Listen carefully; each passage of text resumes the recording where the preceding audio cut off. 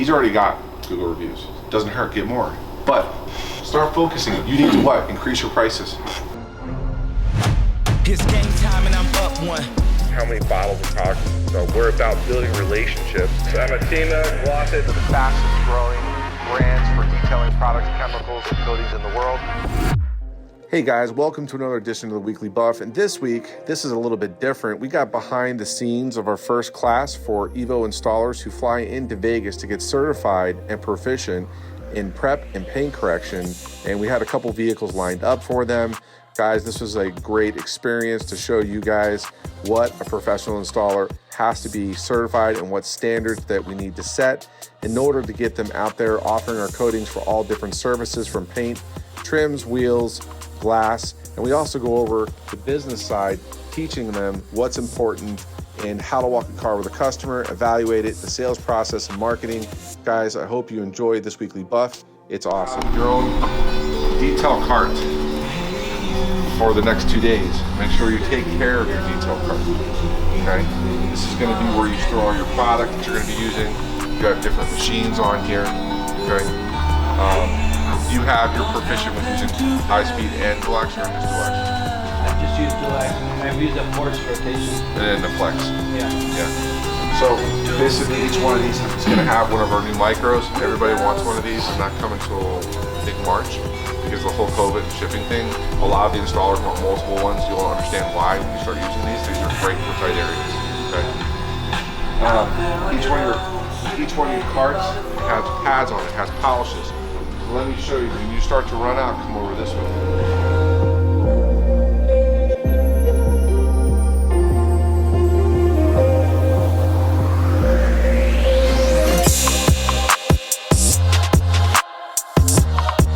That's what they're good about letting customers know right away what's gonna come out, what's not. That way you're not trying to, setting a expectation, you know. That way you're not trying to take out stuff that's not gonna go through.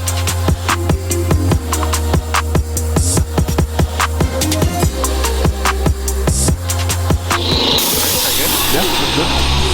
We're gonna move on to the back door now. This is gonna be with the smaller machine? Yeah, we use the 3 and we use this one right here. Okay. Yeah. This one's okay. I would try only use that for stuff like this.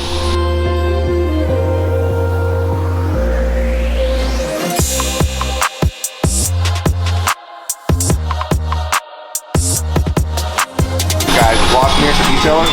Use it for buffing, for priming, for inspecting. What do you do with it? It's a lubricant. Cheek spray on it. It's not sexually though. Okay, don't get excited. Get that on the website. Oh, we'll put it in the video. No putos in this class, right? So, see right here, you got something in the paint.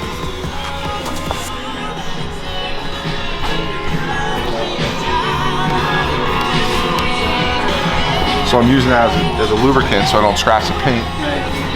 Now, normally you want to try to catch it in the wash process because it's easier outside than the soap.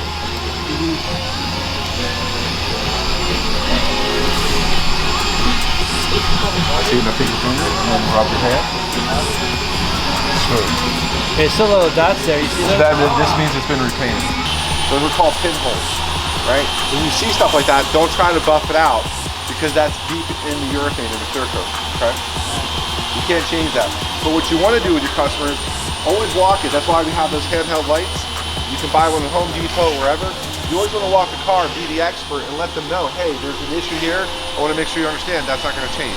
This looks like it's been repainted because the color is different, and there's some different imperfections that are not common that I can remove. What are you setting? You're setting a clear expectation, so when you're done the car, they don't do what? Hey, what happened here? Yeah.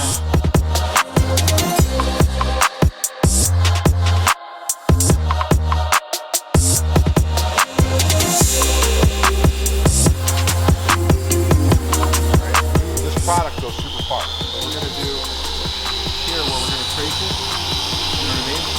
This, and we're going to come down. We're going to do half the foot. We're going to trace the area that we want to do. See how nice the solid goes down right now?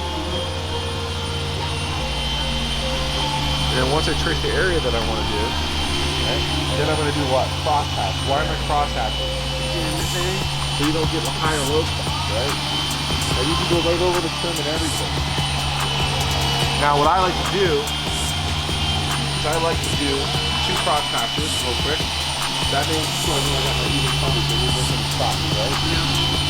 now I'm going to come across the fender. I'm going to show you how far. See how I'm still going?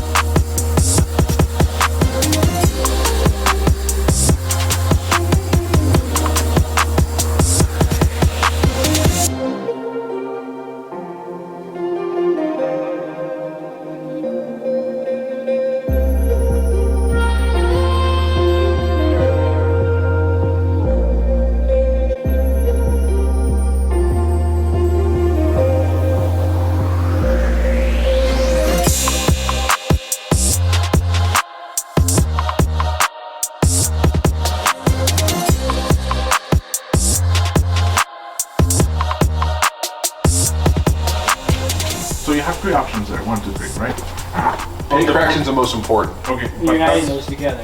So you gotta add, you gotta tell them that, look, you gotta check this box first, right? And then you pick 2 or 3. Then you gotta pick either option 2 or option 3. Then you take these 2 numbers, you combine it, then you come up with a number. So this number here would be roughly called 3,500, right?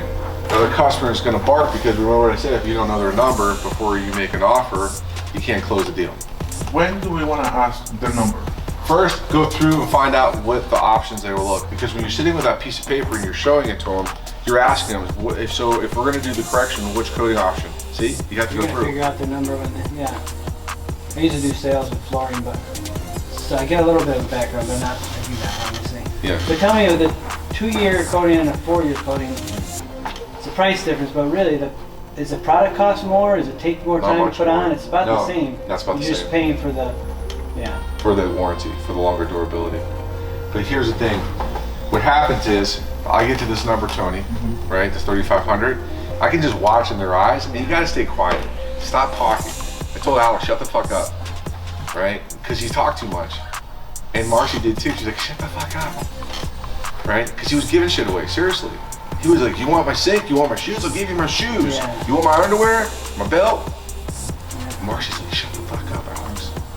It took us a long time to get him there, yeah. okay? But what I'm saying is, you gotta be quiet.